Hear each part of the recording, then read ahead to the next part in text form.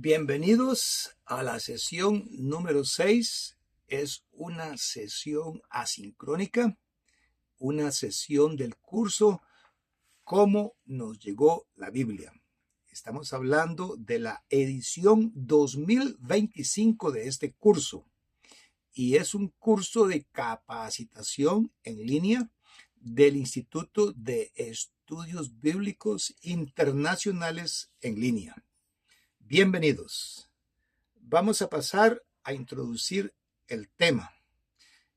Como introducción diremos que a lo largo de los siglos, la preservación del Nuevo Testamento ha sido un tema de estudio fundamental en un campo que se conoce como la crítica textual, una disciplina que se conoce con ese nombre.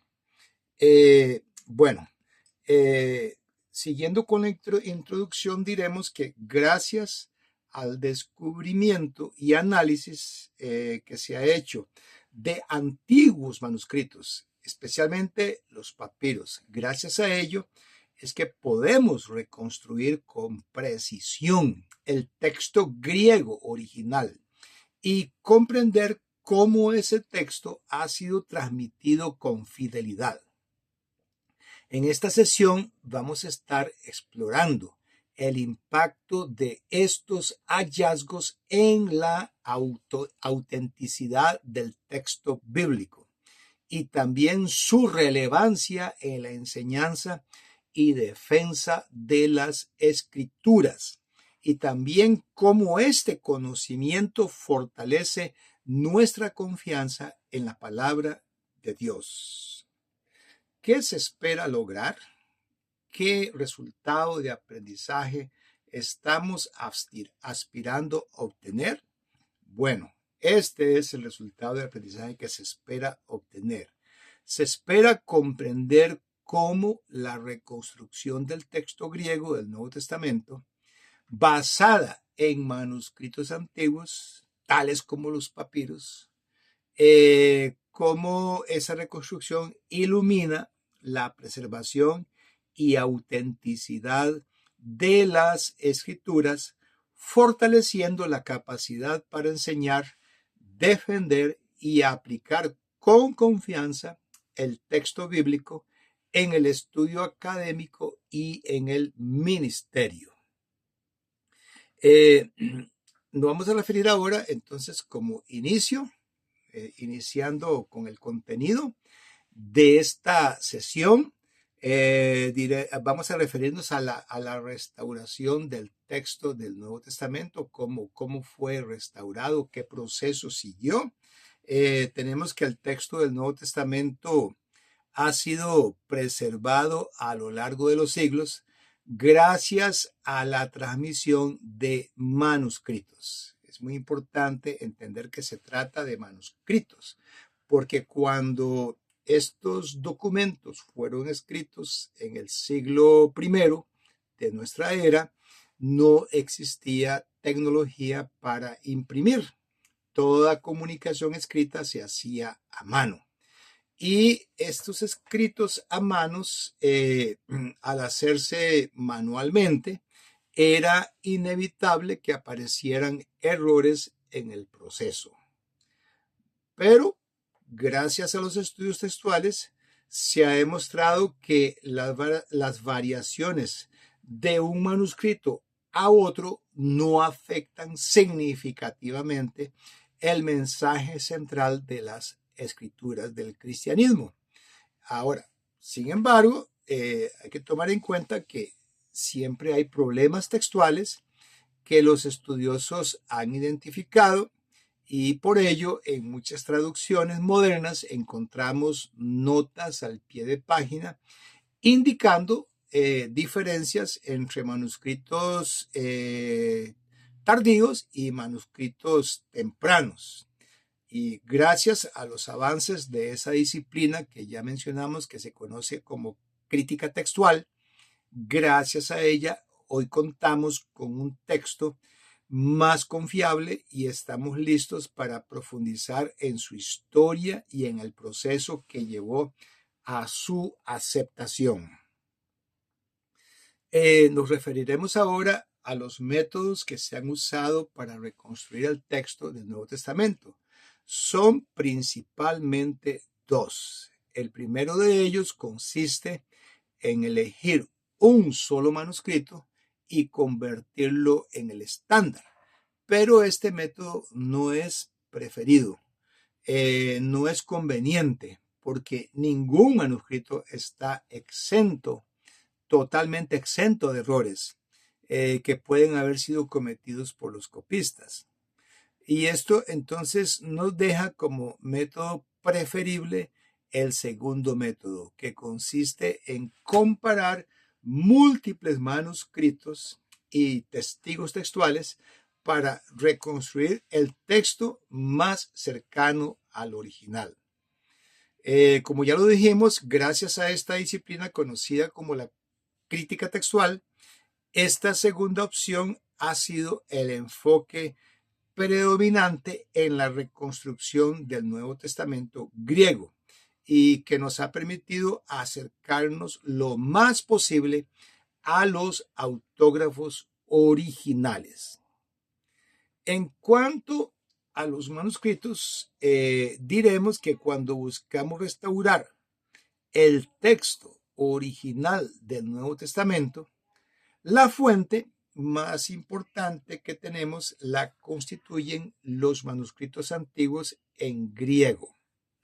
Sin embargo, no todos los manuscritos disponibles son iguales en términos de precisión y fidelidad.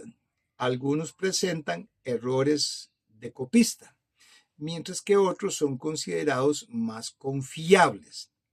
Los estudios han demostrado que ciertos manuscritos concuerdan sistemáticamente en sus lecturas, lo que indica que descienden de un antepasado común. Y esto forma lo que se conoce como familias textuales o tipos de texto. Entre las principales familias textuales tenemos en primer lugar los manuscritos alejandrinos, que se les considera los más antiguos y confiables. Luego tenemos los bizantinos, que fueron predominantes en la Edad Media. Y por último, los occidentales, que presentan ciertas variaciones distintivas. El estudio de estas familias de manuscritos nos ayuda a determinar cuál es la lectura más cercana al texto original del Nuevo Testamento.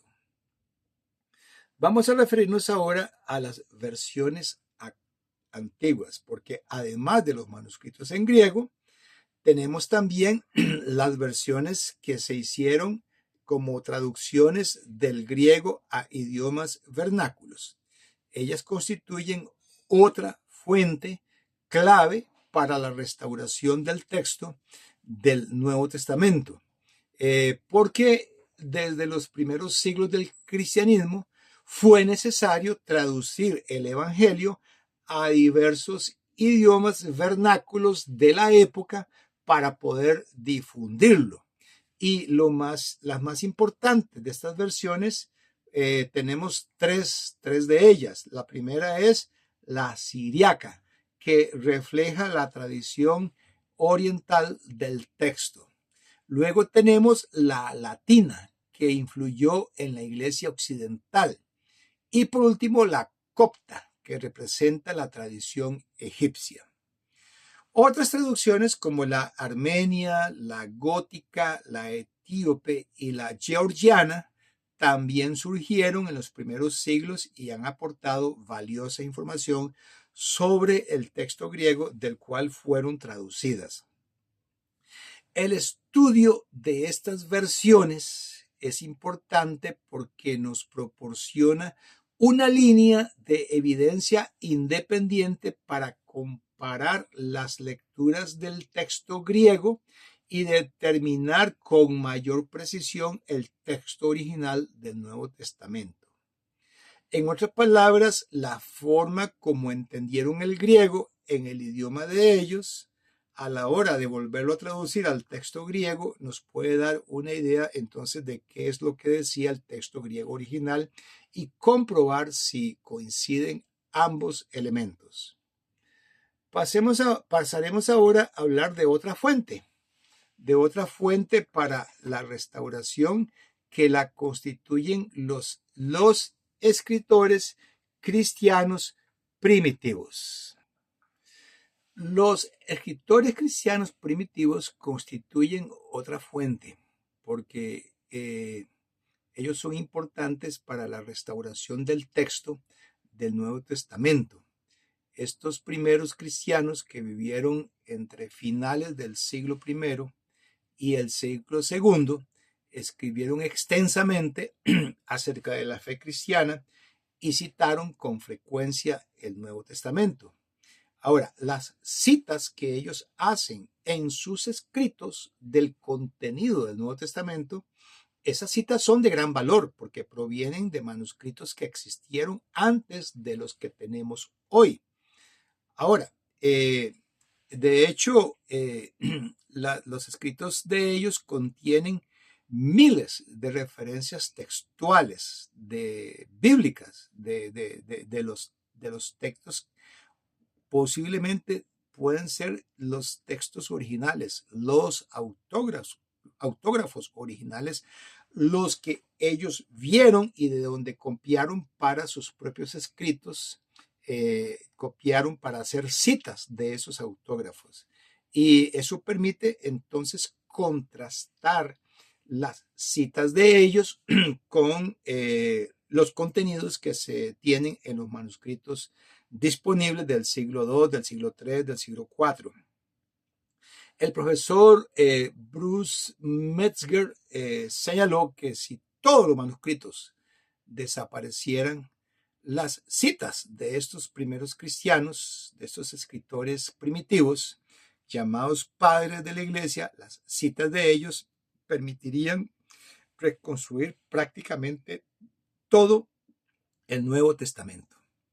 En conjunto, entonces, tenemos los manuscritos griegos, tenemos las versiones antiguas y tercero, tenemos las citas de los escritores cristianos primitivos, formando una base sólida para restaurar el texto original del Nuevo Testamento. Vamos a pasar ahora a referirnos al Nuevo Testamento griego impreso. El Nuevo Testamento griego impreso marcó un antes y un después en la historia del texto bíblico. Comenzaremos hablando de Erasmo de Rotterdam, quien en el año 1516 publicó la primera edición impresa del Nuevo Testamento en griego en la ciudad suiza de Basilea. El proyecto fue financiado y promovido por un John Froben, un prestigioso impresor, quien invitó a Erasmo a supervisar la publicación. Ahora, Erasmo tenía una gran preparación en griego y había pasado años traduciendo el texto del griego al latín, lo que lo hacía la persona ideal para este trabajo. Y fue gracias a este esfuerzo que el Nuevo Testamento griego comenzó a difundirse ampliamente, sentando las bases para futuras ediciones y traducciones de la Biblia. Nos referiremos ahora a las características de esta edición de Erasmo del Nuevo Testamento griego, el cual tenía un diseño bilingüe, con el texto griego en la columna de la izquierda y el texto en latín en la columna de la derecha. A diferencia de la Vulgata de Jerónimo, la traducción latina de Erasmo era independiente, lo que representaba una innovación importante en su época. Además del texto, Erasmo incluyó notas y ensayos que ayudaban a interpretar ciertos pasajes, facilitando la comprensión del contenido bíblico. El trabajo de impresión fue rápido y ambicioso, completándose en 5 meses y superando las 1000 páginas. Ahora, el motivo de esta prisa se debía a la inminente publicación de otra versión del Nuevo Testamento griego llamada la Políglota Complutense, una Biblia con textos en hebreo, griego y latín que estaba a punto de publicarse en España. Erasmo y Froben querían adelantarse a esa edición en España, asegurándose de que su Nuevo Testamento griego fuera el primero en publicarse, aunque no el primero impreso, porque la Políglota Complutense se imprimió en 1514, pero no se publicó sino hasta varios años después. Relacionado con aspectos clave del Nuevo Testamento de Erasmo, tenemos que fue la primera edición publicada en griego. Y esto marcó un hito en la historia de la transmisión del texto bíblico. Este texto, sin embargo, se basó en unos pocos manuscritos griegos tardíos que estaban disponibles en ese momento. Es importante aclarar que Erasmo no tenía acceso en ese momento a los manuscritos más antiguos y confiables que hoy consideramos fundamentales para la crítica textual.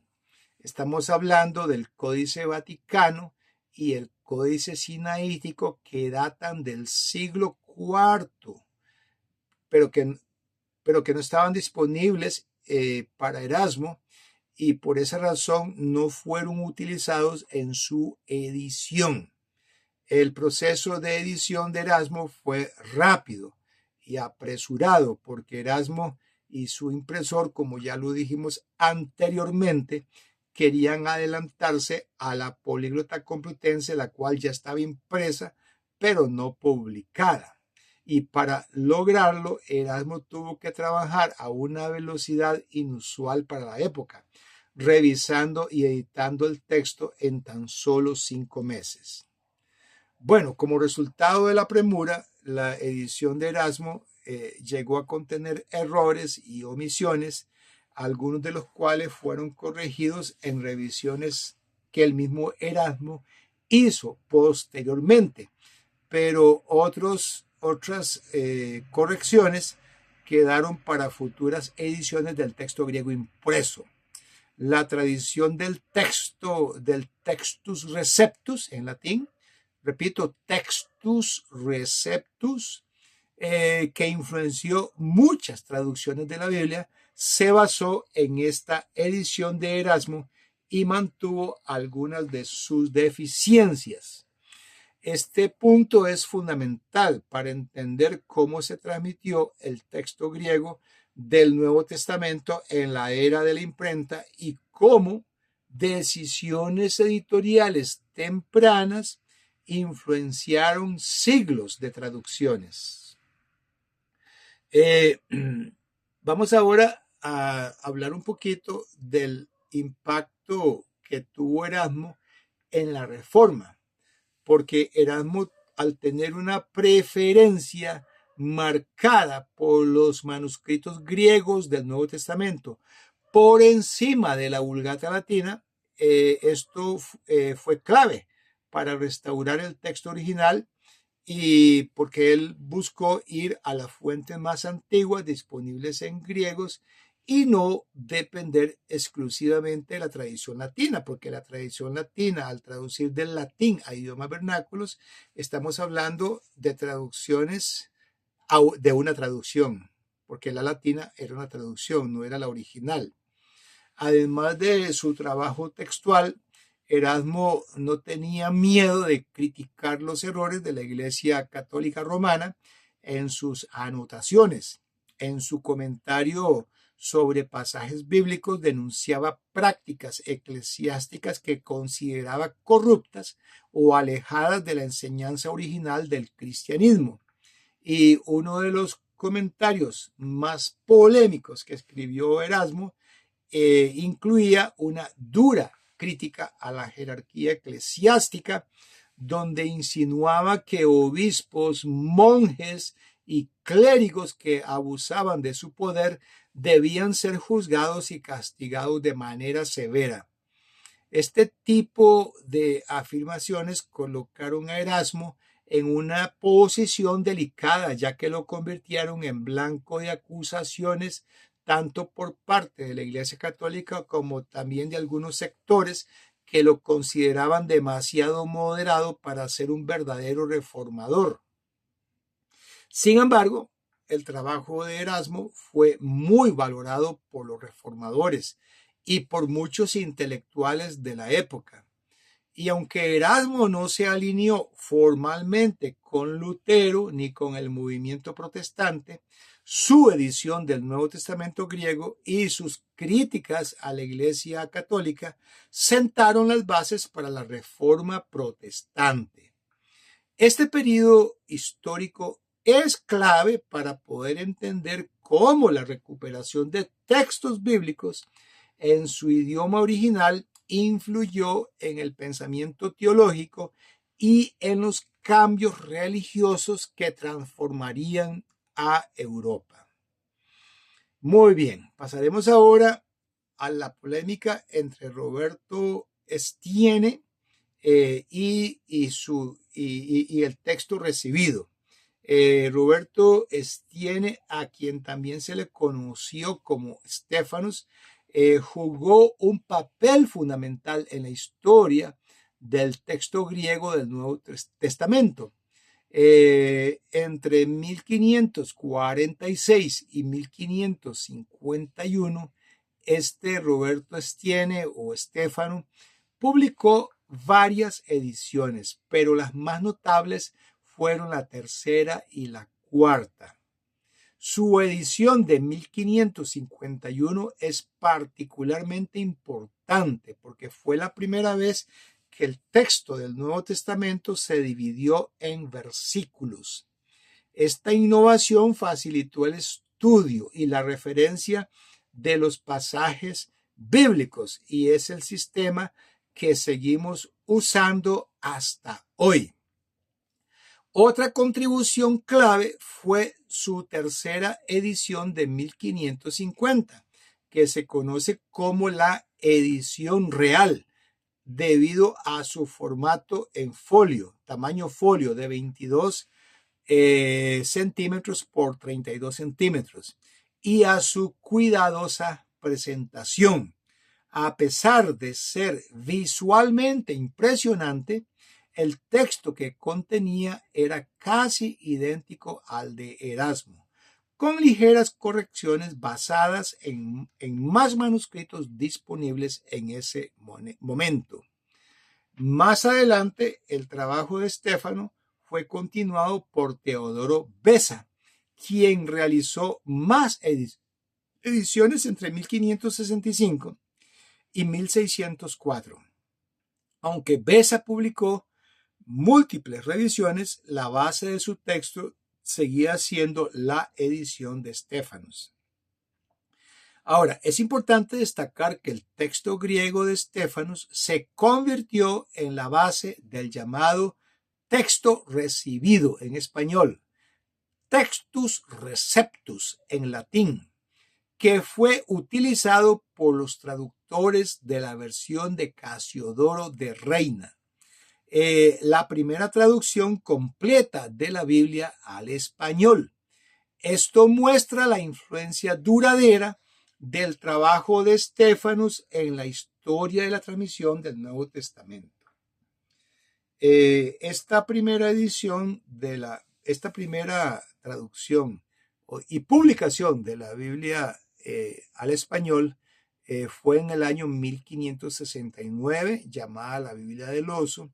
Significa entonces que el español tenía siglos de existir sin que hubiera una Biblia en el idioma español. Así que nos queda la gran pregunta: ¿y qué idioma habrá utilizado el famoso Cervantes para leer la Biblia? Muy bien, pasaremos ahora a comentar acerca del Textus Receptus y su influencia. Para el siglo XII, el texto griego impreso del Nuevo Testamento se había vuelto el estándar en Europa. Una familia de impresores holandeses de apellido Elseviers jugó un papel clave en esto, ya que la edición de ellos de 1633 incluía la frase: usted tiene el texto ahora recibido por todos. Esta declaración en latín, Textus Receptus, fue lo que le dio su famoso nombre. El Textus Receptus no era más que una recopilación del trabajo de Erasmo, Stephanus y Beza, quienes a su vez dependieron de un número limitado de manuscritos griegos tardíos, principalmente del siglo XII en adelante. Debido a esto, el texto presentaba errores acumulados y diferencias con respecto a manuscritos más antiguos que aún no se habían descubierto. A pesar de sus imperfecciones, el Textus Receptus, como ya lo dijimos, se convirtió en la base para muchas traducciones, incluyendo la Biblia de Casiodoro de Reina y la versión King James en inglés de 1611. Sin embargo, conforme más manuscritos antiguos salieron a la luz, como el Códice Sinaítico en el siglo XIX, quedó claro que el Textus Receptus necesitaba ser revisado y corregido. El hallazgo de esos manuscritos antiguos, el hallazgo posterior de ellos, cambió la forma en que los eruditos entendían el texto del Nuevo Testamento y abrió el camino para la creación de ediciones críticas más precisas, como la de Westcott y Hort en 1881 y las ediciones actuales del Nestlé Aland. Vamos a ver ahora el manuscrito alejandrino y la evidencia textual, porque el manuscrito alejandrino es uno de los códices más importantes en la crítica textual del Nuevo Testamento. Fue llevado a Inglaterra en 1627 como un obsequio del patriarca Cirilo Lucaris al rey Carlos I, y su llegada marcó un hito en el estudio del texto bíblico, pues su antigüedad lo situaba siglos antes de los manuscritos utilizados por Erasmo para su edición del Textus Receptus. Este manuscrito, el manuscrito alejandrino, data del siglo V y era aproximadamente 700 años más antiguo que los textos que sirvieron de base para las primeras ediciones impresas del Nuevo Testamento en griego. El estudio del manuscrito alejandrino permitió a los eruditos notar diferencias significativas entre las lecturas más tardías y las variantes textuales más antiguas.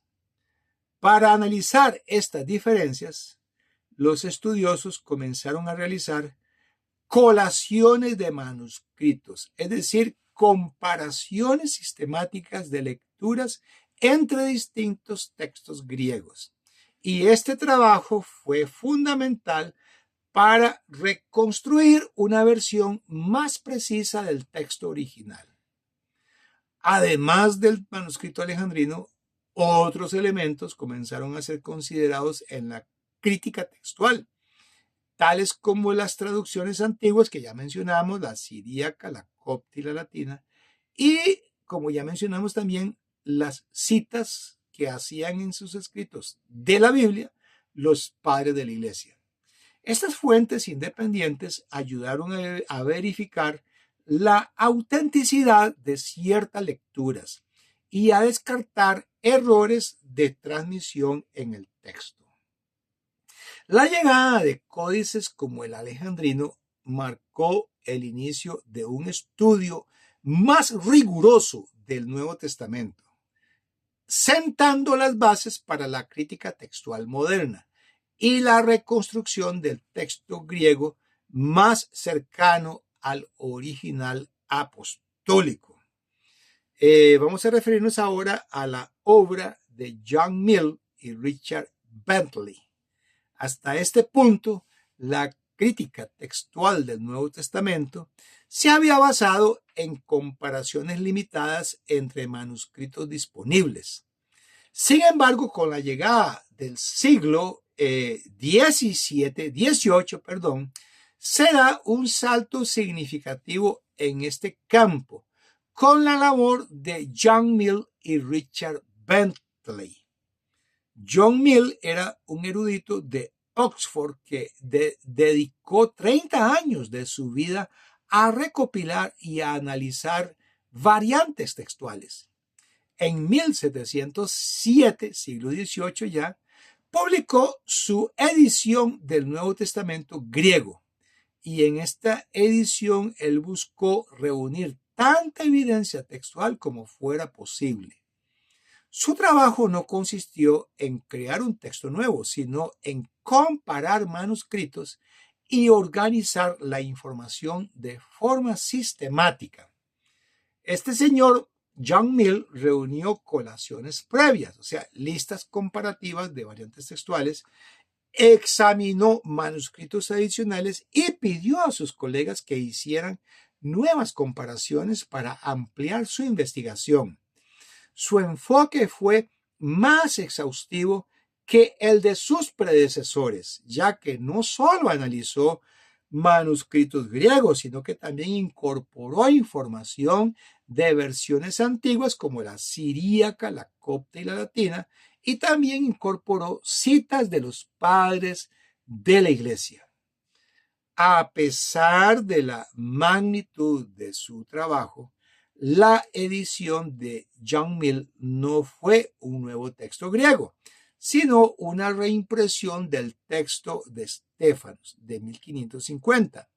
Su mayor aportación fue la inclusión de más de 30,000 variantes textuales, lo que revolucionó el estudio de la disciplina llamada crítica textual y despertó un gran interés en la reconstrucción del Nuevo Testamento. Pero esto provocó una polémica, una controversia en torno a su obra. El trabajo de este señor John Mill, aunque revolucionario, no estuvo exento de críticas y controversias. Su recopilación de variantes textuales fue impresionante, porque como ya dijimos, logró reunir alrededor de 30,000 diferencias entre los manuscritos, las versiones antiguas y las citas patrísticas. Sin embargo, en lugar de ser recibido como una contribución al estudio del Nuevo Testamento, fue visto con sospecha por algunos sectores teológicos. Y uno de sus principales críticos fue Daniel Whitby, quien argumentó que el trabajo de Mill parecía socavar la estabilidad del texto bíblico.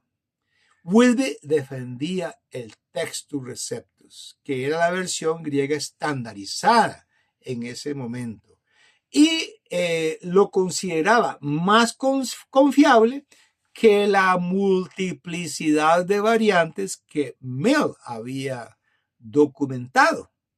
En su perspectiva, Mill no estaba aclarando el texto, sino creando confusión sobre cuál era la verdadera versión del Nuevo Testamento.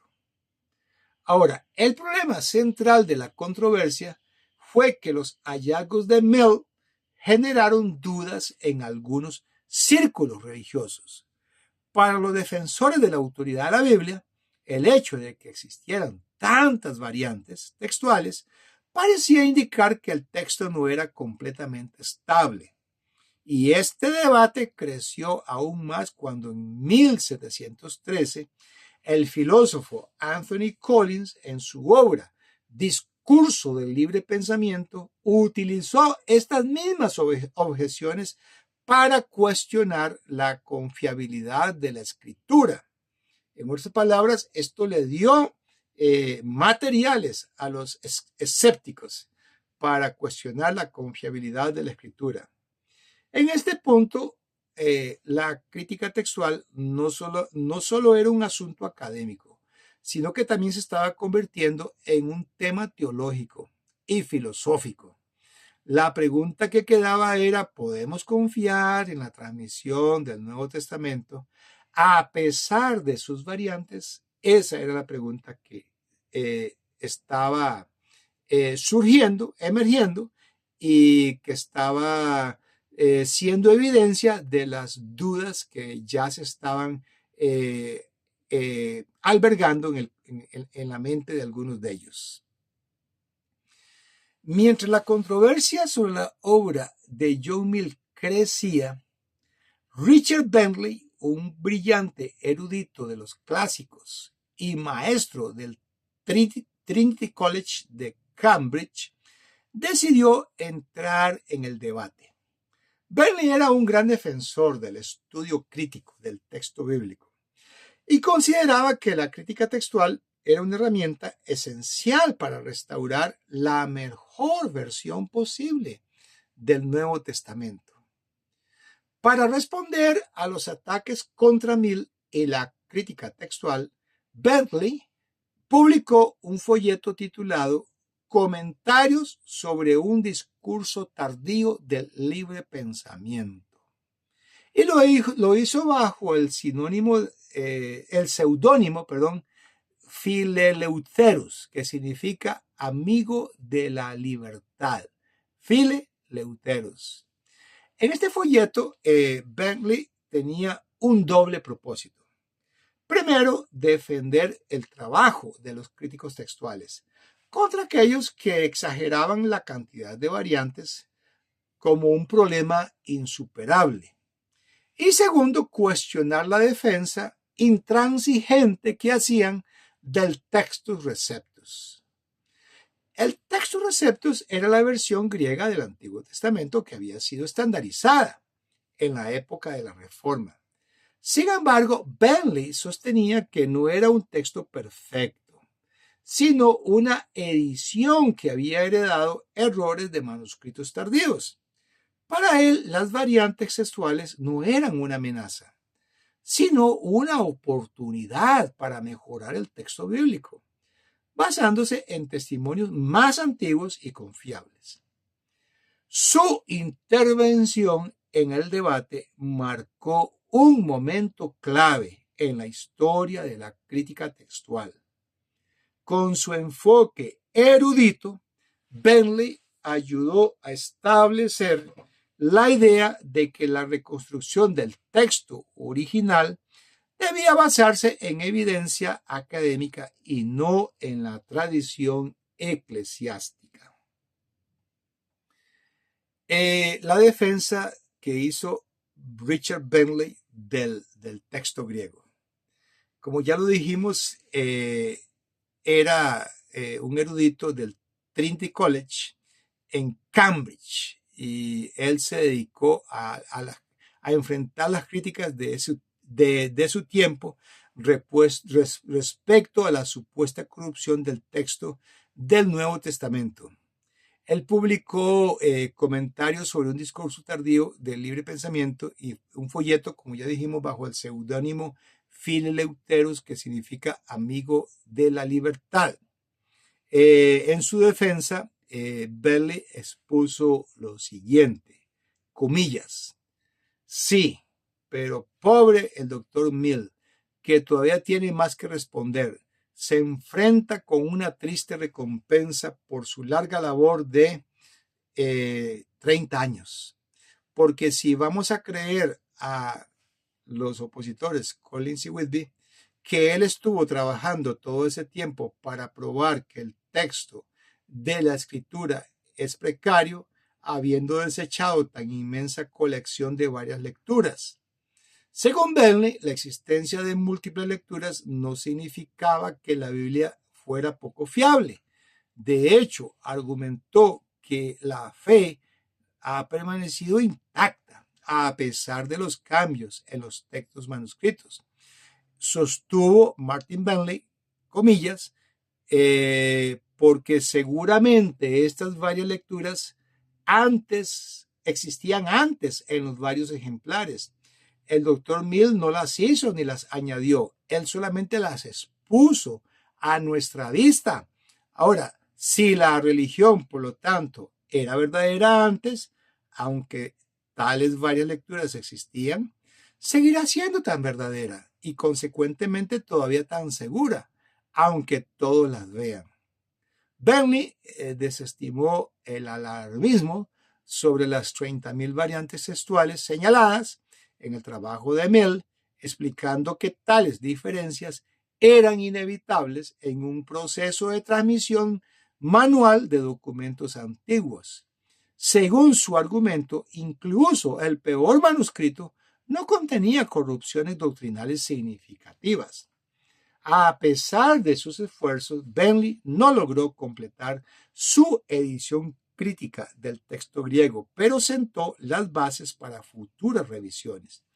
Su obra influyó profundamente en el estudio crítico del texto bíblico y en su metodología para evaluar la confiabilidad de las escrituras. Pasaremos ahora al análisis de otro texto de especialistas y este es el texto de Westcott y Hort. El desarrollo del texto griego del Nuevo Testamento pasó por varias etapas desde su impresión en el siglo XVI. La imprenta consolidó la aceptación del texto recibido, una edición basada en manuscritos tardíos y ampliamente utilizada en traducciones como la de la Reina Valera.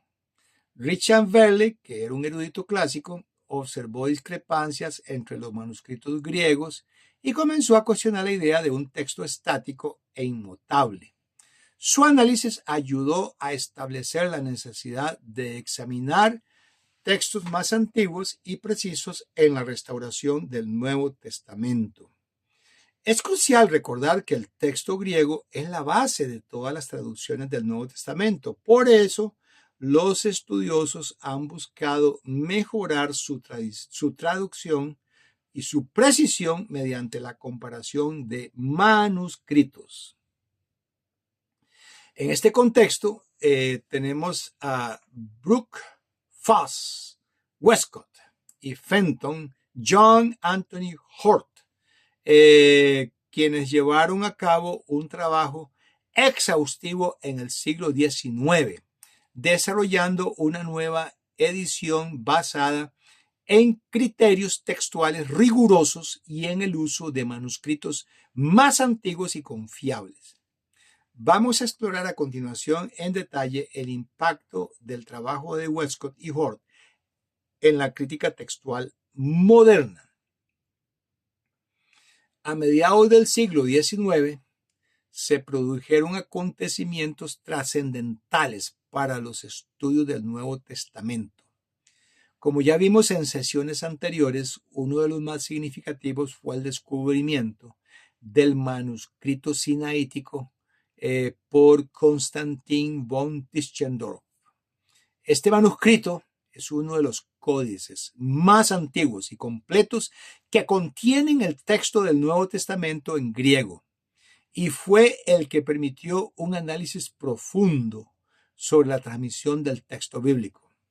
Paralelo al códice sinaítico, tenemos el Códice Vaticanus, que ya era conocido pero poco accesible. Fue finalmente colacionado este Vaticano y publicado de manera más detallada. Este manuscrito es otro de los grandes testigos, de las grandes evidencias del texto griego antiguo, y su disponibilidad dio un gran impulso a la crítica textual. La importancia de estos manuscritos radica en que brindaron una base sólida para la revisión del texto griego del Nuevo Testamento, marcando una diferencia clave con respecto a las ediciones anteriores que dependían principalmente del Textus Receptus. Estos descubrimientos llevaron a los académicos a desarrollar nuevas ediciones críticas, alejándose de las limitaciones de los manuscritos tardíos y acercándose más a los originales. Vamos a referirnos ahora a la edición del Nuevo Testamento de Westcott y Hort. El año 1881 fue un año clave en la historia de la crítica textual del Nuevo Testamento.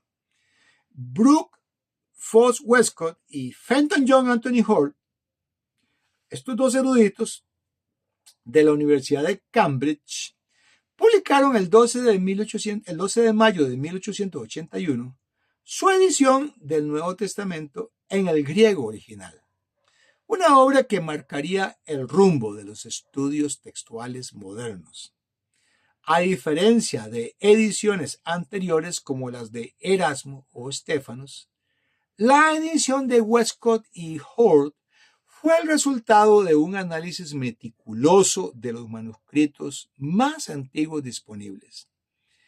Rechazaron el Textus Receptus, que había sido la base de muchas traducciones durante siglos, y en su lugar reconstruyeron el texto con base en los códices más antiguos, como el Sinaítico y el Vaticano.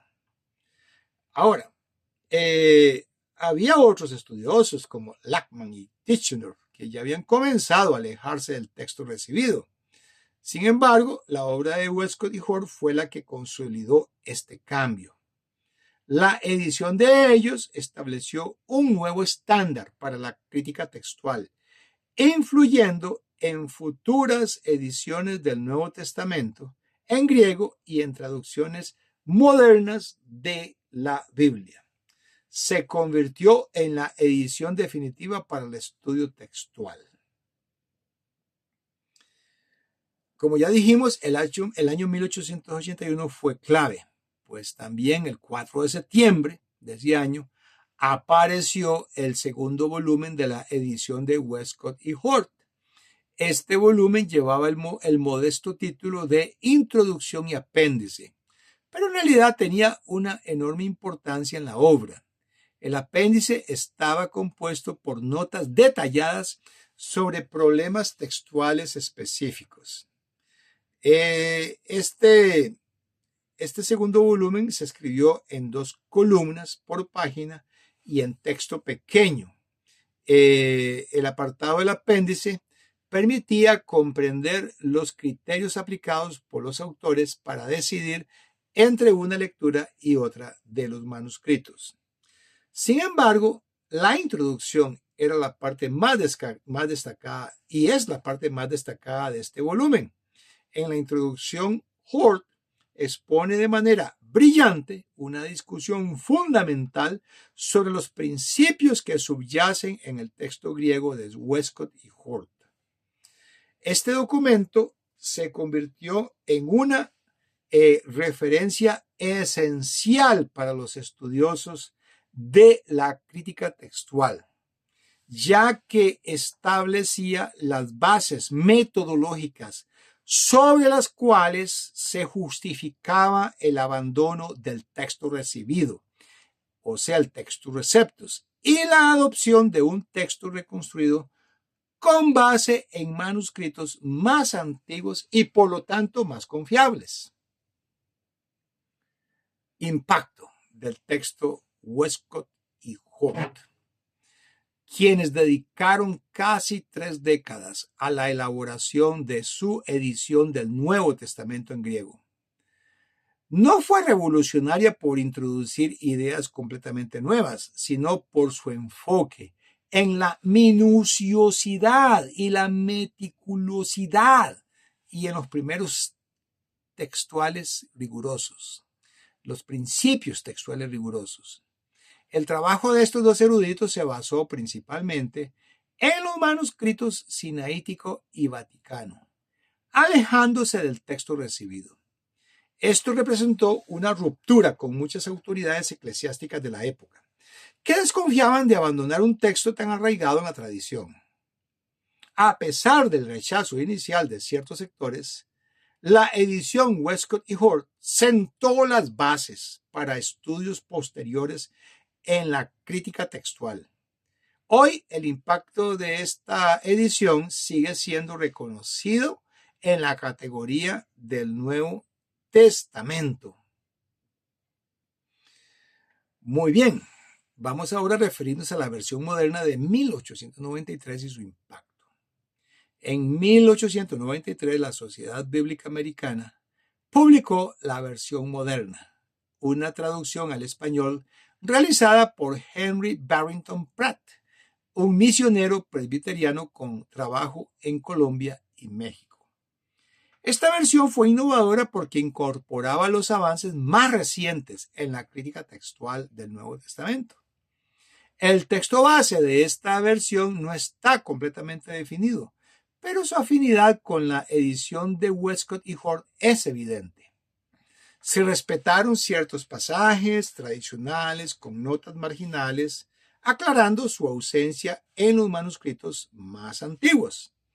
Ejemplo de ellos es Mateo 11:19, donde se conserva la lectura hijos, pero con la nota de que los manuscritos más antiguos no la contienen.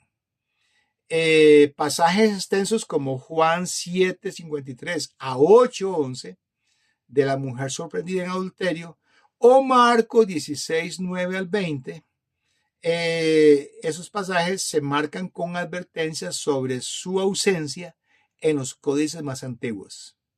A pesar de su rigor académico y fidelidad a los manuscritos más confiables, la versión moderna no tuvo una gran aceptación en su tiempo. La tradición del texto recibido y su presencia en versiones como la Reina Valera hicieron que la comunidad evangélica en español la rechazara en gran medida. Sin embargo, sentó un precedente importante para futuras revisiones y traducciones basadas en la crítica textual. Resumiendo lo que hemos dicho hasta aquí del capítulo 10, diremos que a lo largo de la historia el Nuevo Testamento ha pasado por diversas reconstrucciones textuales para acercarse lo más posible a los autógrafos originales. Se han utilizado tres líneas principales de testimonio: los manuscritos antiguos en griego, las traducciones tempranas a otros idiomas y las citas de los cristianos primitivos. Resumiremos también diciendo que Erasmo de Rotterdam fue el primero en imprimir el Nuevo Testamento griego en 1516 en unos pocos manuscritos tardíos, basándose en unos pocos manuscritos tardíos. Posteriormente, Stephanus refinó esta edición en 1550, estableciendo lo que se conoce como el texto recibido. Por más de 3 años, el texto recibido por más de 3 siglos más bien, el texto recibido fue la base de la mayoría de las traducciones de la Biblia. Sin embargo, con la llegada de los manuscritos antiguos, la necesidad de un texto más fundamentado se hizo evidente. En 1881, Westcott y Hort publicaron un texto revisado del Nuevo Testamento, griego, basado en manuscritos más antiguos y fiables. El trabajo de ellos marcó un hito en la crítica textual y sigue influyendo en las ediciones modernas del Nuevo Testamento. Este capítulo ha mostrado cómo la reconstrucción del texto bíblico ha evolucionado y ha permitido que hoy tengamos un Nuevo Testamento con bases más sólidas. Este es el fin del capítulo 10 y vamos a estar abordando como parte de la sesión 6 el capítulo 11, que tiene por título Manuscritos de la Arena. Manuscritos de la Arena. Ese es el título del capítulo 11 del libro Comprendamos cómo se obtuvo la Biblia, cómo nos llegó la Biblia. En este capítulo 11 tenemos que los manuscritos del Nuevo Testamento han sido estudiados a lo largo de los siglos, pero la aparición de nuevos materiales ha impulsado la crítica textual y entre los códices más relevantes están el Vaticano, el Sinaítico y el Alejandrino, que se les considera pilares en la reconstrucción del texto bíblico. Estos documentos han sido fundamentales debido a su antigüedad y su estado de conservación. Sin embargo, más recientemente se han descubierto otros manuscritos, particularmente papiros, que representan los documentos más tempranos del Nuevo Testamento. Estos papiros ofrecen una visión más cercana a los escritos originales, lo que permite comparar y evaluar la fidelidad del texto transmitido a lo largo de los siglos. En este capítulo lo que vamos a hacer es explorar la importancia de los papiros llamados manuscritos de la arena, cómo fueron descubiertos y de qué manera afectan la restauración del texto bíblico. Además, vamos a examinar si los descubrimientos de ellos confirman o ponen en entredicho ediciones previas como la Westcott y Hort. Vamos a referirnos entonces al proceso de búsqueda de papiros, porque la recuperación de textos antiguos es un proceso fascinante, ¿verdad?, que ha permitido redescubrir documentos de gran valor histórico. Uno de los casos más importantes ocurrió en un sitio llamado Herculano, que fue una ciudad que junto con Pompeya fue sepultada por la erupción del volcán Vesubio en el año 79 después de Cristo. Esta catástrofe permitió preservar muchos de los materiales escritos al carbonizarlos en lugar de destruirlos completamente, permitiendo que se recuperaran siglos después.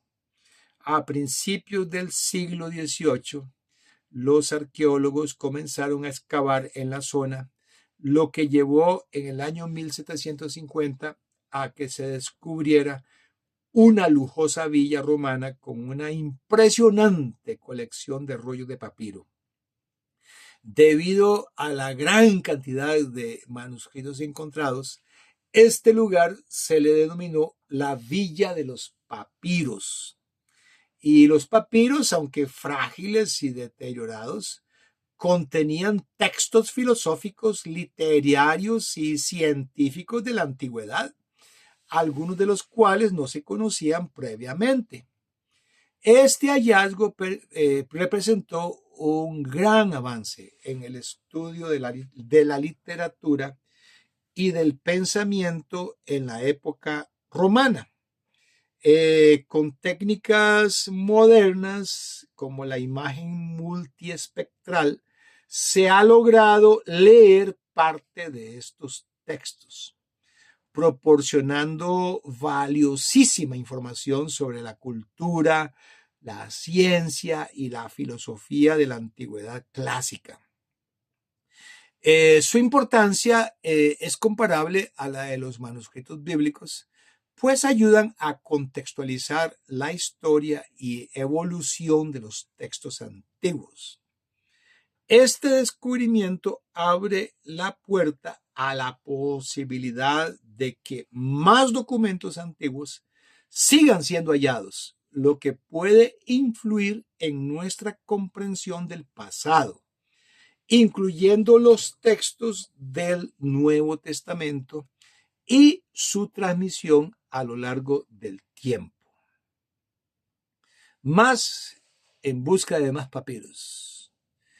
El hallazgo de papiros en Herculano y otros sitios despertó la posibilidad de encontrar más documentos antiguos. en el futuro, posterior a 1750.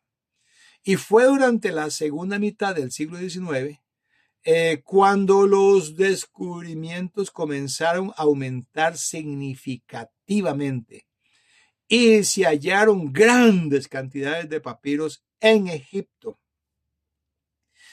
¿Por qué se le llama manuscrito de la arena? Bueno, porque estamos hablando de un territorio desértico, árido, donde hay arena. Y ese clima árido de Egipto, ese clima cálido, jugó un papel crucial en la conservación de esos documentos.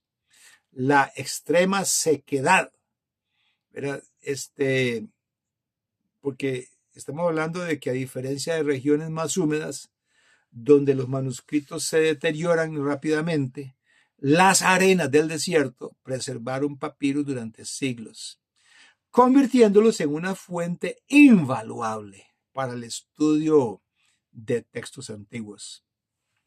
Y una de las zonas más importantes en esta exploración es una zona conocida como el Fayum, que es una región situada al suroeste de El Cairo. En la antigüedad, esta zona era extremadamente fértil gracias a los canales del Nilo, lo que permitió el desarrollo de importantes asentamientos griegos durante la época de Ptolomeo, que es uno de los sucesores de Alejandro Magno. Sin embargo, con el tiempo, los canales se deterioraron y los asentamientos fueron abandonados y el desierto reclamó el territorio. Esto dejó en su interior depósitos de papiros que esperaban ser redescubiertos siglos después.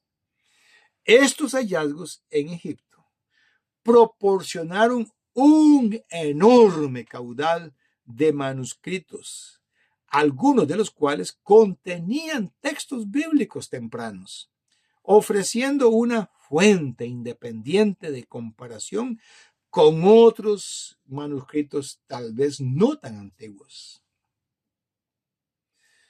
En cuanto al descubrimiento de los papiros en Egipto, tenemos que estos descubrimientos marcaron un antes y un después en la investigación del Nuevo Testamento. En el año 1889 y 1890, Flinders Petrie, un arqueólogo británico, halló un gran número de papiros inscritos en Egipto, especialmente en el Fayum. Esos papiros habían servido como envolturas funerarias para unas 30 momias, lo que demuestra el uso secundario de estos documentos en la antigüedad. O sea, estaban reciclando. En 1891, Frederick G. Kenyon, quien trabajaba en el Museo Británico, publicó un papiro recientemente adquirido que contenía, entre comillas, la Constitución de Atenas, un texto atribuido a Aristóteles. Este descubrimiento fue de gran relevancia para el estudio de la antigüedad clásica y su impacto en el conocimiento textual de la época. El interés por los papiros griegos continuó expandiéndose cuando B.P. Grenfell, un joven erudito de Oxford, leyó la publicación de Kenyon y dirigió su atención al estudio de los papiros. El trabajo de Grenfell junto con el trabajo de Arthur Hunt resultó en la identificación y recuperación de miles de fragmentos de papiros, y muchos de ellos con relevancia para los textos bíblicos y clásicos. Estos hallazgos fueron cruciales en la reconstrucción del texto del Nuevo Testamento, ya que proporcionaron ejemplos tempranos del griego koiné y permitieron comparar estos textos con manuscritos posteriores. El impacto de estos papiros en la crítica textual fue enorme y de esta manera reafirmó la importancia de Egipto como una fuente clave de documentos antiguos. ¿Cómo se inició la exploración en Fayum? Bueno, el Fondo de Exploración de Egipto en el año 1895, este fondo decidió enviar a los investigadores D.G. Hogarth y Bernard P. Grenfell al Fayum. El Fondo de Exploración de Egipto fue una entidad creada para el estudio de los restos arqueológicos egipcios. Fayum era conocido por su potencial arqueológico y su conexión con asentamientos griegos y romanos en Egipto. El propósito de esta expedición era llevar a cabo excavaciones preliminares para determinar si había papiros de valor histórico enterrados en la zona. Durante el siglo XIX se sabía que el clima seco de Egipto permitía la conservación excepcional de documentos antiguos en papiro. Los hallazgos iniciales fueron tan prometedores que Grenfell telegrafió a su amigo y colega en Oxford, Arthur Surridge Hunt, pidiéndole que se uniera a la expedición. Hunt, con apenas 24 años de edad, aceptó la invitación y se sumó al proyecto. La asociación entre Grenfell y Hunt no solo dio frutos inmediatos, sino que se convirtió en una sociedad de excavación, estudio y publicación que perduró durante toda la vida de ellos. Juntos realizaron algunas de las más importantes excavaciones de papiros en Egipto, recuperando miles de textos que arrojaron luz sobre la vida en el mundo grecorromano y cristiano primitivo. Estos papiros revelaron tanto documentos administrativos como textos literarios y religiosos, incluyendo fragmentos del Nuevo Testamento y obras clásicas de la antigüedad. El trabajo de Grenfell y Hunt marcó un antes y un después en la investigación de los manuscritos antiguos. Siguiendo con la búsqueda de papiros en Egipto, tenemos que se dieron los hallazgos en Oxyrhynchus, que fueron de gran importancia para la reconstrucción del texto del Nuevo Testamento. Oxyrhynchus había sido una ciudad griega significativa y los habitantes locales respetaban su historia. Grenfell y Hunt, motivados por la posibilidad de encontrar manuscritos antiguos, comenzaron a excavar en los escombros de la ciudad. Poco después descubrieron una gran cantidad de papiros, muchos de ellos en excelentes condiciones. Estos documentos incluyeron fragmentos de escritos cristianos que podrían datar de los primeros siglos del cristianismo. Este hallazgo reforzó la idea de que los manuscritos más antiguos podrían ofrecer una mejor comprensión del texto original del Nuevo Testamento. Los papiros encontrados en Oxyrhynchus se convirtieron en una de las mayores fuentes de textos antiguos del mundo, proporcionando material valioso no solo para la crítica textual bíblica, sino también para el estudio de la vida cotidiana de la antigüedad. La importancia de este descubrimiento sigue siendo reconocida en la actualidad. Hablando ahora de los descubrimientos en Oxyrhynchus y Nag Hammadi, durante las excavaciones, Grenfell y Hunt descubrieron numerosos fragmentos de papiros con escritos antiguos.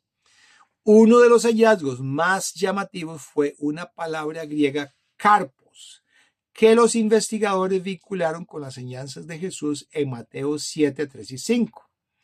Carpos se traduce ahí como paja, como brizna en el ojo de tu hermano. Este descubrimiento avivó el interés por la conexión entre estos textos y las tradiciones cristianas tempranas. Otro hallazgo relevante fue un códice del siglo III que contenía la mayor parte de Mateo 1. En ese momento, este códice fue considerado el manuscrito más antiguo de cualquier parte del Nuevo Testamento. Sin embargo, lo que más llamó la atención fue la presencia de, entre comillas, dichos atribuidos a Jesús. Algunos de esos dichos coincidían con los evangelios canónicos, mientras que otros parecían ser nuevos. La importancia de estos dichos generó gran debate. ¿Eran auténticas enseñanzas de Jesús transmitidas oralmente o formaban parte de una tradición ajena a los evangelios canónicos? Esta incertidumbre persistió hasta que en 1945 se hizo otro hallazgo significativo en un lugar llamado Nag Hammadi, en Egipto. En este descubrimiento se encontraron numerosos textos gnósticos herejes, entre ellos el Evangelio de Tomás, que contenía 114 dichos atribuidos a Jesús, algunos de los cuales coincidían con los fragmentos de Oxyrhynchus. Hablando más de manuscritos de la arena y descubrimientos en Oxyrhynchus, Grenfell y Hunt llevaron a cabo una temporada de excavaciones que resultó en la recuperación de 280 cajas de papiros, lo que representó un hallazgo sin precedentes en la búsqueda de textos antiguos. Esta cantidad de material permitió un análisis exhaustivo y ofreció información valiosa sobre la historia del cristianismo primitivo y la literatura griega. Uno de sus descubrimientos más importantes fue ese conjunto de fragmentos que publicaron bajo el título Logia Iesu, o sea, los dichos de nuestro Señor. El término logia proviene del griego y significa dichos o palabras, logo o logia, lo que indica que estos fragmentos contenían frases atribuidas a Jesús. La publicación en forma de folleto tuvo un gran impacto, logrando la venta de más de 30,000 copias, lo que evidencia el gran interés del público y la comunidad académica en estos textos. El trabajo de estos investigadores no solo revolucionó el estudio de los papiros, sino que también inauguró una era dorada en la investigación científica relacionada con manuscritos antiguos. Y el legado de ellos consolidó la papirología, convirtiéndose en pioneros en este campo. Con el tiempo publicaron numerosos volúmenes de los papiros Oxyrhynchus, una obra que continúa teniendo relevancia en la actualidad, ya que los papiros siguen siendo estudiados y publicados, contribuyendo significativamente a la comprensión de la transmisión del Nuevo Testamento. Continuando acerca de los papiros Oxyrhynchus, estos son una fuente invaluable de la información sobre la antigüedad. No solo contienen fragmentos de textos religiosos, sino también una gran cantidad de obras literarias y documentos administrativos. Esto proporciona un panorama más amplio sobre la vida cotidiana en el mundo grecorromano y cómo se desarrollaban las transacciones comerciales y la comunicación escrita. En estos papiros se han encontrado recibos de impuestos, contratos de arriendos y ventas, escrituras de propiedad y cartas personales, lo que indica un alto nivel de alfabetización en la sociedad de la época. Además, su importancia para los estudios bíblicos es inmensa, ya que se han hallado al menos 27 manuscritos o porciones del Nuevo Testamento. De estos manuscritos, 20 datan del siglo II, el siglo III o el principio del siglo IV. Repito, 20 de estos manuscritos datan del siglo II, III o principios del IV. Y la antigüedad de ellos es clave, ya que algunos fragmentos han resultado ser anteriores a los códices Vaticano y Sinaítico, los cuales se les considera algunos de los textos más antiguos del Nuevo Testamento. Se ha determinado que algunos de estos papiros anteceden a estos códices, en aproximadamente 150 años, lo que los convierte en piezas fundamentales para el estudio de la transmisión del texto sagrado. Estos descubrimientos han permitido a los académicos evaluar las variantes textuales del Nuevo Testamento y mejorar nuestra comprensión de su transmisión a lo largo de los siglos. Pasaremos ahora a los papiros Chester Beatty, que son un hallazgo clave.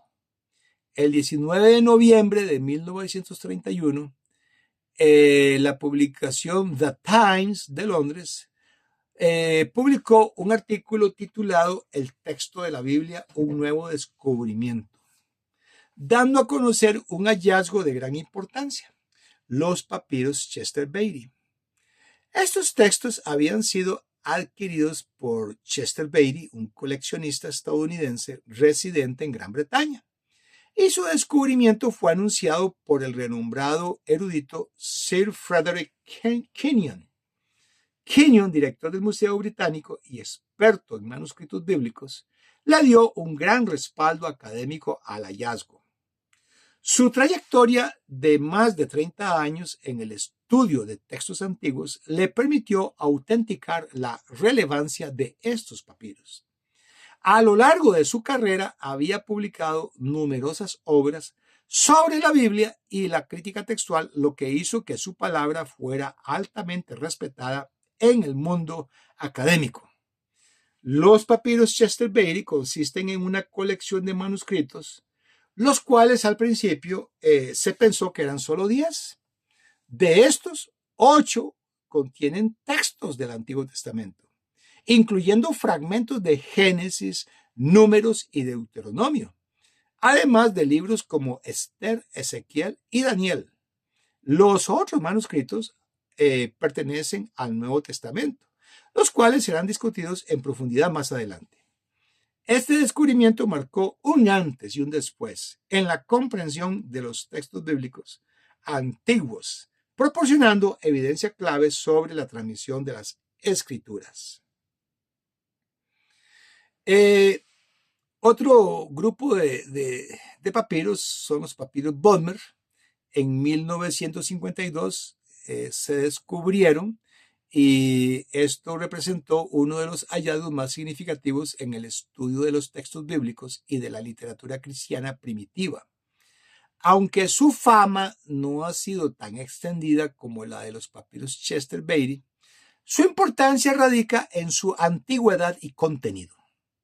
Originalmente, la ubicación del hallazgo permaneció en el misterio durante muchos años. Sin embargo, investigaciones posteriores han determinado que estos papiros fueron encontrados al norte de la antigua ciudad de Tebas, en el sur de Egipto, una región conocida por su riqueza en manuscritos antiguos. Este hallazgo fortaleció la idea de que Egipto desempeñó un papel crucial en la preservación de textos cristianos tempranos. El suizo Martin Bodmer, un coleccionista apasionado por los textos antiguos, adquirió la mayor parte de estos papiros y los llevó a Ginebra, Suiza, donde estableció la Biblioteca Bodmeriana, una de las colecciones más importantes de manuscritos antiguos del mundo. Sin embargo, otras partes de los papiros fueron adquiridas por Chester Beatty y otras bibliotecas alrededor del mundo, asegurando así su preservación y estudio continuo. Hablando de la importancia de los papiros Bodmer, de lo que vamos a decir es que está compuesta por una gran cantidad de papiros escritos en griego y en copto, o sea, idioma de Egipto. Entre estos papiros, los más importantes son los manuscritos griegos, ya que incluyen fragmentos del Antiguo y Nuevo Testamento, junto con otros textos relacionados con la tradición cristiana. Dentro de la colección, 3 manuscritos del Nuevo Testamento destacan por su importancia. Uno de ellos es un texto muy temprano del Evangelio de Juan, que proporciona evidencia textual valiosa para el estudio y la transmisión del texto bíblico. También se encuentra una copia antigua completa de Primera y Segunda de Pedro, lo que permite comparar su transmisión con otros manuscritos. Finalmente, grandes porciones de los evangelios de Lucas y Juan han sido preservadas en un códice temprano, lo que ha permitido un análisis profundo de la evolución del texto del Nuevo Testamento en los primeros siglos. Estos papiros han sido esenciales para comprender la historia de la transmisión del texto bíblico y han ofrecido una visión más clara sobre el desarrollo del cristianismo primitivo en Egipto y otras regiones del mundo antiguo. Muy bien, hablando acerca de los papiros del Nuevo Testamento, ahora vamos a introducir diciendo que hasta ahora lo que hemos explorado son algunos de los papiros más importantes, como los Bodmer, Chester Beatty y Oxyrhynchus. Sin embargo, además de estos grandes grupos, existen papiros individuales que han sido fundamentales en la reconstrucción del texto del Nuevo Testamento. Algunos han sido brevemente mencionados, pero sin ellos sería imposible completar el panorama de la transmisión del texto bíblico.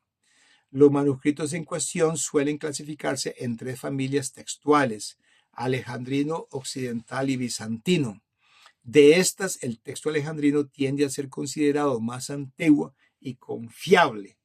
Los papiros individuales se identifican con la letra P, que es la primera letra de la palabra papiro, seguida de un número para distinguir cada uno de ellos. Muy bien. Primeros papiros: el P4, P64 y P67, que constituyen un códice unificado.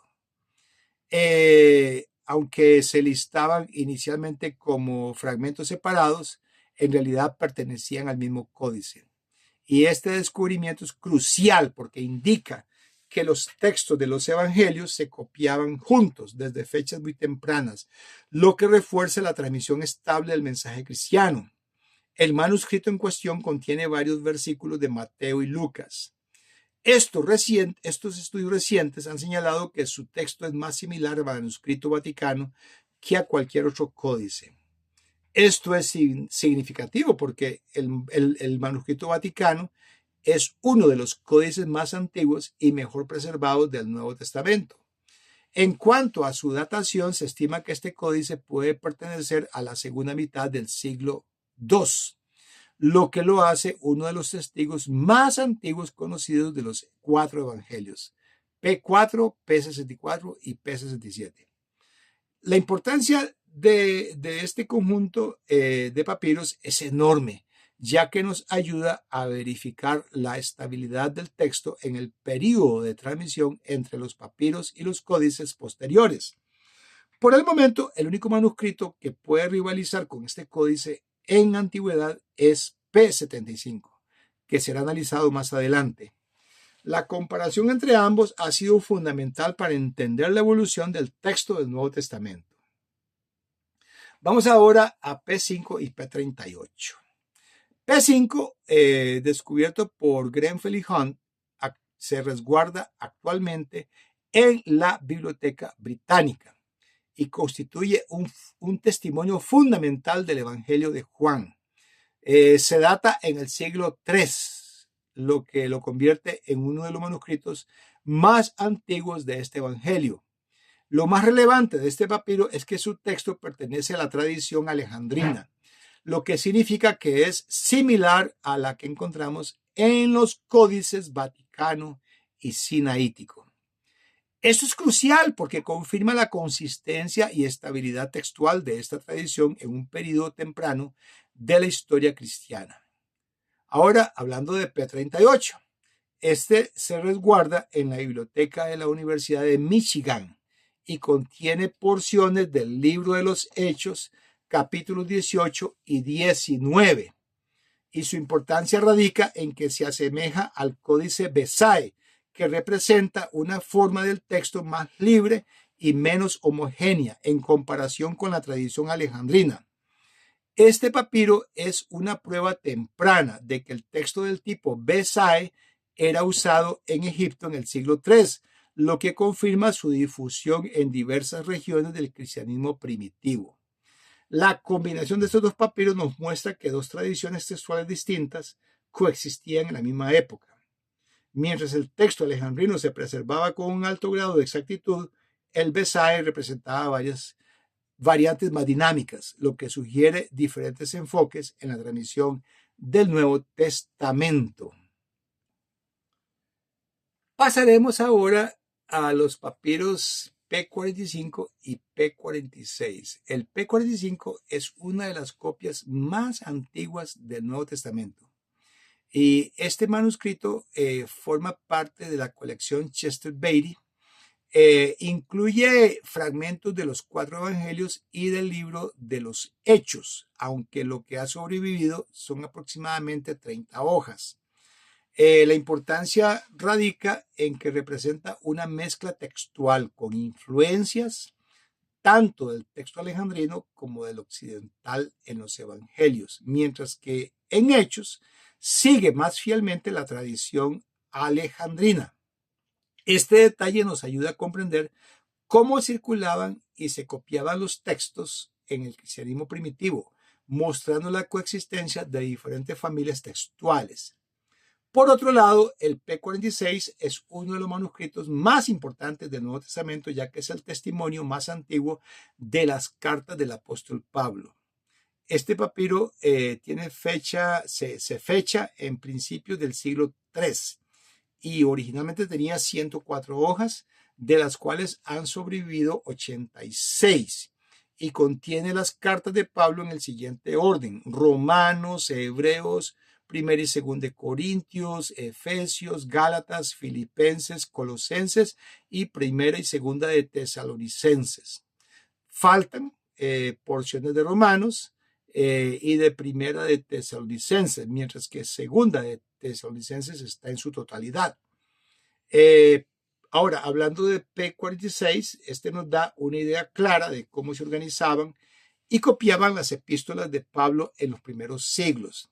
Además, su existencia confirma que las cartas paulinas ya circulaban como una colección unificada en esa época, lo que sugiere que la iglesia primitiva consideraba estos escritos fundamentales para su enseñanza y doctrina.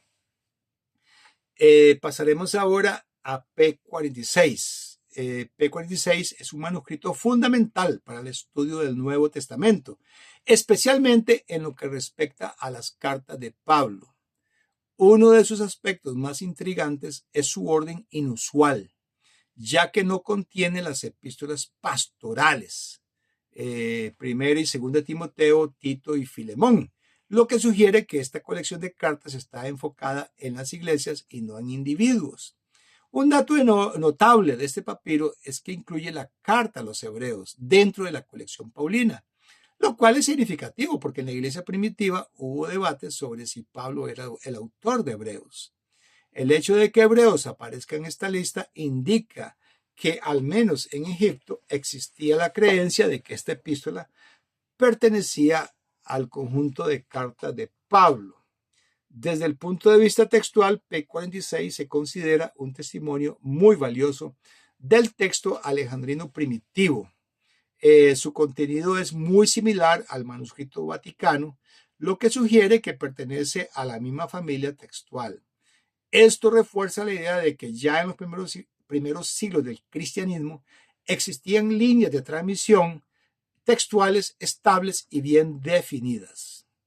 Este papiro es crucial para entender cómo se transmitieron y recopilaron las cartas de Pablo en la historia del cristianismo temprano, y su existencia confirma que a principios del siglo III las epístolas de Pablo eran copiadas y estudiadas en colecciones organizadas, lo que demuestra su importancia para la teología de la iglesia primitiva.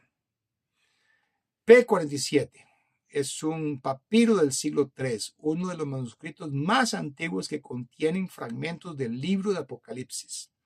Y la importancia de P47 reside en que pertenece a la tradición textual alejandrina, que es considerada por muchos estudiosos como una de las más precisas y fieles al texto original del Nuevo Testamento. Este manuscrito presenta una tercera parte del texto de Apocalipsis, aunque con ligeras pérdidas en la parte superior de cada página. Su escritura es clara y legible, lo que permite comparar su contenido con otros textos antiguos para evaluar la transmisión del Apocalipsis a lo largo de los siglos. Lo más destacado de P47 es su cercanía al manuscrito sinaítico, otro de los documentos fundamentales en la crítica textual del Nuevo Testamento. La similitud entre estos dos manuscritos demuestra que el texto del Apocalipsis fue transmitido con notable estabilidad en la tradición alejandrina, lo que fortalece la confianza en su conservación a lo largo del tiempo. Además, Apocalipsis es uno de los libros con menos manuscritos antiguos disponibles, por lo que cada papiro que contenga fragmentos de este libro tiene un valor excepcional. P47 es uno de los pocos documentos del siglo III que nos permite confirmar cómo se preservó este texto en los primeros siglos del cristianismo, y forma parte de la colección Chester Beatty, y junto con otros papiros del Nuevo Testamento ha sido clave para la reconstrucción crítica del texto bíblico. Ahora venimos a papiro P52, también conocido como el fragmento de John Rylands. John Rylands o John Rylands es un pequeño fragmento de papiro que contiene extractos pequeñísimos del Evangelio de Juan. Fue descubierto en Egipto y posteriormente identificado en la biblioteca John Rylands de Manchester, Inglaterra. Por eso se le llama fragmento de John Rylands. Y el hallazgo de P52 ha sido crucial para los estudios textuales del Nuevo Testamento. Mide aproximadamente 8.75 centímetros por 6.25 centímetros y contiene porciones de Juan 18, 31 y 33 y Juan 18, 37 y 38, con palabras escritas en ambos lados, lo que indica que perteneció a un códice en lugar de a un rollo. Este detalle es significativo porque muestra una temprana transición al formato de códice entre los primeros cristianos. C.H. Roberts, un estudioso de Oxford, examinó la caligrafía del fragmento y la comparó con otros fragmentos antiguos, y con base en su análisis paleográfico fechó al P52 en la primera mitad del siglo II, posiblemente entre los años 125 y 150 después de Cristo. Esto significa que el Evangelio de Juan ya circulaba en Egipto, pocos años después de haber sido escrito, lo que desafía teorías que ubican su composición en una fecha posterior. El descubrimiento de P52 ha servido como una fuerte evidencia contra las hipótesis que sostienen que el Evangelio de Juan fue escrito en el siglo II o más tarde. Como lo expresó el erudito Adolf Deisman, las ideas que proponían una fecha tardía para Juan deben marchitarse rápidamente como plantas de invernadero expuestas a la luz del sol. Este fragmento sigue siendo una de las pruebas más tempranas y sólidas de la autenticidad y temprana circulación del Evangelio de Juan en el cristianismo primitivo. El papiro P66 ahora es una de las más importantes dentro de la colección Bodmer y es un testimonio clave para el estudio del Evangelio de Juan. Su descubrimiento en los años 50 captó rápidamente la atención de los estudiosos y en 1956 fue publicado por Victor Martin en la Universidad de Ginebra. Se trata de un códice que contiene casi por completo los primeros 14 capítulos del Evangelio de Juan, con fragmentos adicionales de los capítulos restantes. Su datación alrededor del año 200 después de Cristo lo convierte en uno de los manuscritos más antiguos de este evangelio que conocemos. El análisis del texto muestra que el escriba cometió numerosos errores, lo que en cierta medida decepciona desde el punto de vista de la precisión textual.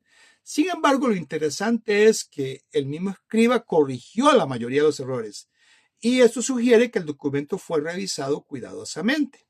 Desde el punto de vista textual, P66 presenta una mezcla de lecturas, pero en su mayoría coincide con el tipo de texto del manuscrito vaticano, lo que refuerza su importancia en la reconstrucción del texto del Nuevo Testamento.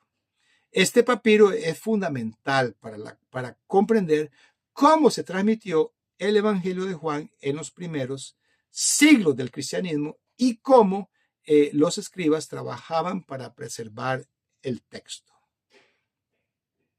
El P72 es parte de la colección Bodmer y se distingue por su contenido variado. Entre los textos que lo componen destacan las epístolas de 1 y 2 de Pedro y Judas, las cuales se encuentran en su forma completa, lo que lo convierte en un testimonio fundamental para el estudio del Nuevo Testamento.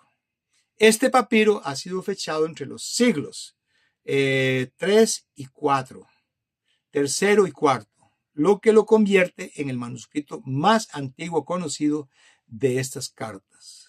Su importancia radica en que nos permite rastrear la transmisión temprana del texto y evaluar su estabilidad a lo largo del tiempo. Desde el punto de vista textual, P72 pertenece al tipo alejandrino, lo que indica que su texto es generalmente más preciso y menos alterado en comparación con otras tradiciones textuales. Su proximidad al manuscrito vaticano es notable, especialmente en la segunda epístola de Pedro, lo que refuerza su valor en la crítica textual. Este papiro nos brinda una valiosa ventana al texto primitivo del Nuevo Testamento, ayudando a confirmar la fidelidad de nuestras traducciones modernas y proporcionando una referencia clave en la reconstrucción del texto original.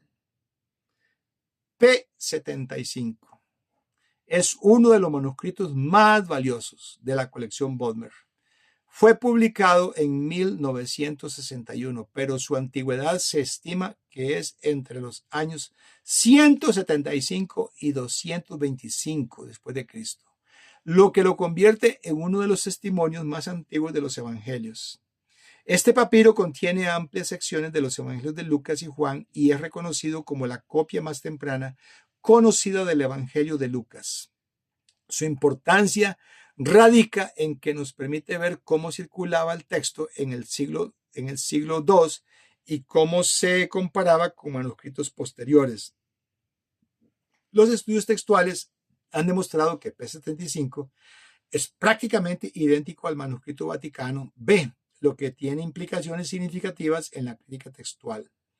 Westcott y Hort argumentaban que B preservaba un texto puro y antiguo, pero algunos académicos sostenían que era edición posterior del siglo III o IV. Sin embargo, el descubrimiento de P75 confirma que el tipo de texto de B ya existía en el siglo II, descartando la idea de que era una edición tardía. En conclusión, P75 refuerza la idea de que el texto del Vaticano es esencialmente el texto original con muy pocas variaciones. Su existencia valida la confiabilidad de la transmisión del Nuevo Testamento y fortalece la base textual de muchas traducciones modernas.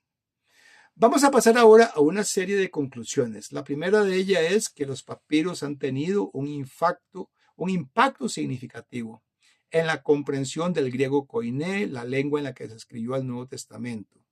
Este dialecto común del griego clásico era utilizado por la mayoría de la población en el mundo helenístico y romano, lo que hace que el estudio de sus papiros sea esencial para una interpretación precisa de los textos bíblicos. Y la variedad de documentos hallados en papiros es asombrosa. No solo incluyen fragmentos de textos religiosos, sino también contratos de arrendamiento, registros de nacimientos y defunciones, acuerdos comerciales e incluso certificados de emancipación de esclavos. Estos hallazgos brindan una imagen detallada de la vida cotidiana en los siglos primero y segundo, permitiendo a los estudiosos comprender mejor el contexto cultural en el que se redactó el Nuevo Testamento. A pesar de que algunos podrían considerar exagerada la importancia de estos papiros en el estudio del Nuevo Testamento, su valor es incuestionable. Gracias a ellos, los eruditos han podido precisar el significado de ciertos términos y expresiones idiomáticas utilizadas en los textos bíblicos. Esto ha llevado a traducciones más exactas y a una mejor comprensión del mensaje original. En conclusión, los papiros griegos continúan siendo una fuente invaluable para los estudios bíblicos y lingüísticos. Su diversidad y riqueza aportan claves esenciales para una interpretación más fidedigna de los escritos del Nuevo Testamento, confirmando su relevancia en la investigación académica y teológica. Segunda conclusión. Los papiros del Nuevo Testamento han sido fundamentales para comprender la transmisión del texto bíblico.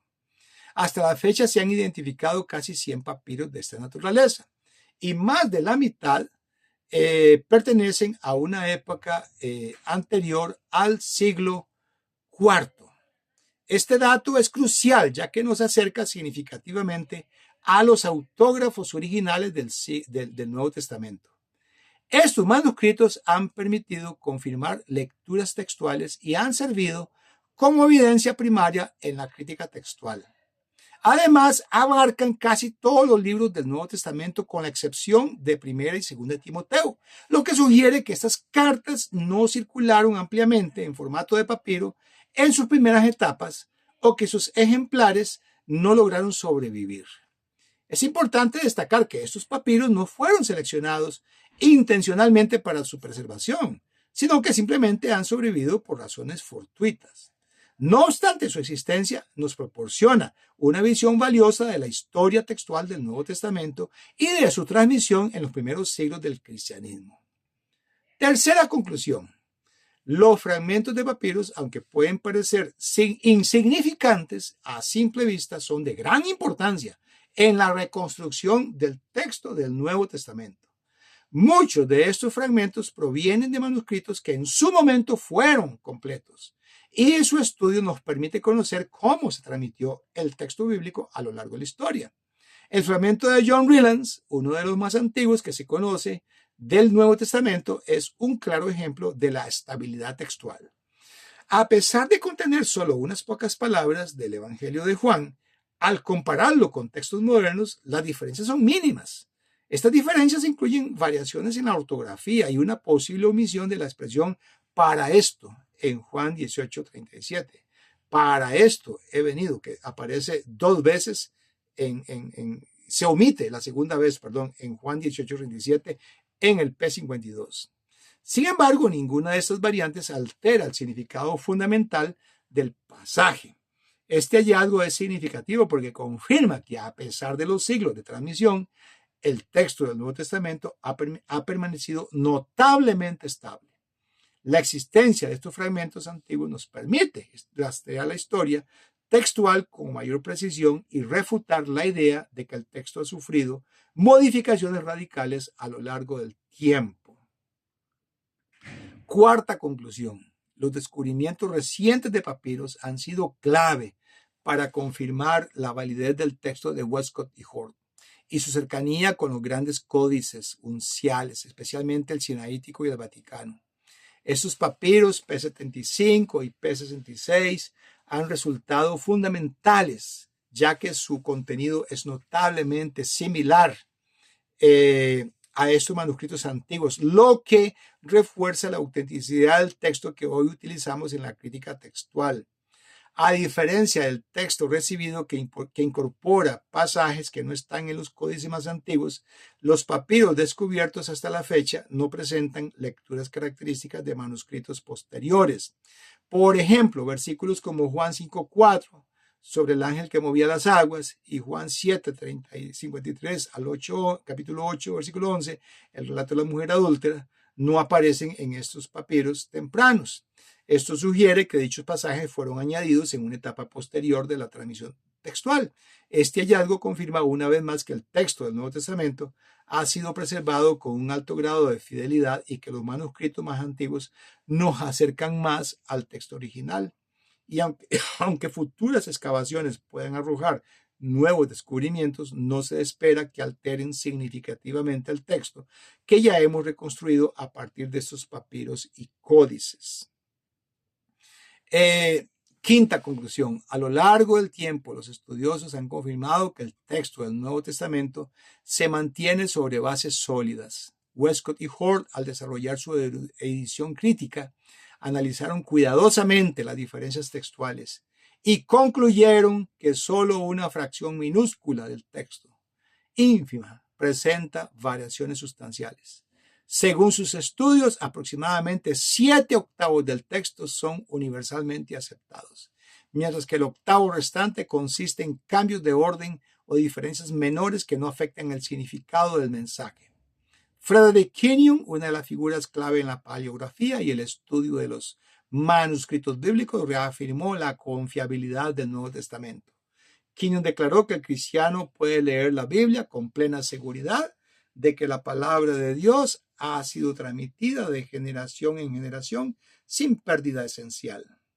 La importancia de esta conclusión es crucial en el estudio de la crítica textual, pues indica que las variaciones que existen no comprometen la doctrina cristiana. Así, la labor de los estudiosos no busca reconstruir un texto corrompido, sino afinar los detalles en la transmisión de un texto que ha permanecido esencialmente intacto. Resumen del capítulo 11. Los hallazgos recientes en las arenas de Egipto han sido de un valor incalculable para la reconstrucción del texto del Nuevo Testamento. Los papiros descubiertos, especialmente los de Oxyrhynchus, Chester Beatty y Bodmer, representan una ventana única al cristianismo primitivo y a la transmisión del texto bíblico. Grenfell y Hunt, dos destacados eruditos de Oxford, fueron pioneros en la búsqueda sistemática de estos manuscritos. Gracias a sus esfuerzos, hoy contamos con casi 100 papiros del Nuevo Testamento, de los cuales más de la mitad datan del siglo IV o antes.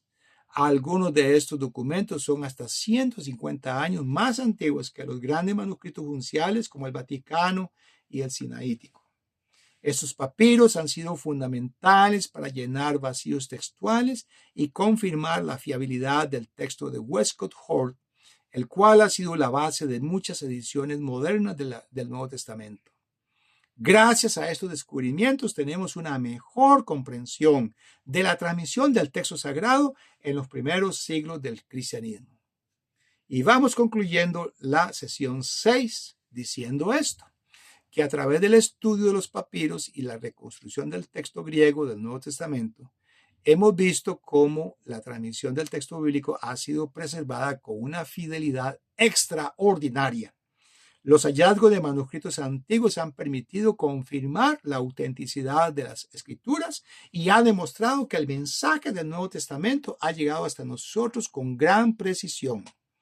Estos descubrimientos no solo validan la confiabilidad del texto bíblico, sino que también fortalecen nuestra capacidad para enseñar y defender la palabra de Dios con seguridad. El análisis de los manuscritos, especialmente de los papiros, ha sido clave en la crítica textual, mostrando que el texto del Nuevo Testamento que tenemos hoy es el resultado de un proceso de transmisión cuidadoso y riguroso. Con este conocimiento podemos tener la certeza de que las escrituras reflejan con fidelidad el mensaje original inspirado. Al integrar estos principios en nuestro estudio y ministerio, no solo fortalecemos nuestra fe, sino que también adquirimos herramientas sólidas para guiar a otros en la comprensión de la palabra de Dios.